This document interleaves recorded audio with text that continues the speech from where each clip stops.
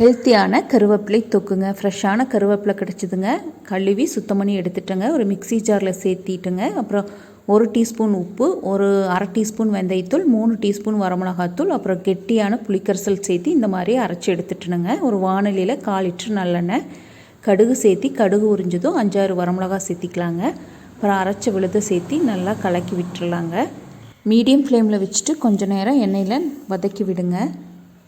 தினமும் நம்ம கருவேப்பிலை எடுத்துக்கணுங்க. தாளிப்புக்கு யூஸ் பண்ணிடலாம், நம்ம எடுத்து வேஸ்ட் பண்ணிடுறோம். இந்த மாதிரி தொக்கோ துவையலோ செஞ்சு சாப்பிட்லாங்க. பெருங்காயத்தூள் அரை டீஸ்பூன் சேர்த்துக்கலாங்க. இப்போ உப்பும் வரமிளகாத்தூளும் சேர்த்திட்டுருங்க. ஏன்னா காரம் உப்பு கொஞ்சம் பத்தலிங்க, நீங்களும் பார்த்து சேர்த்திக்குங்க. இப்போ நல்லா மிக்ஸ் பண்ணிக்கலாங்க. எண்ணெய் பிரிஞ்சு வர ஸ்டேஜில் கொஞ்சமாக வெல்லம் சேர்த்திட்டுருங்க. தொக்கு நல்லா கெட்டியானதுக்கப்புறம் எண்ணெய் பிரிஞ்சு வந்துருச்சுங்க. அப்புறம் ஸ்டவ் ஆஃப் பண்ணி நல்லா ஆற வச்சுங்க. ஒரு கண்டெய்னரில் எடுத்து வச்சுக்கலாங்க.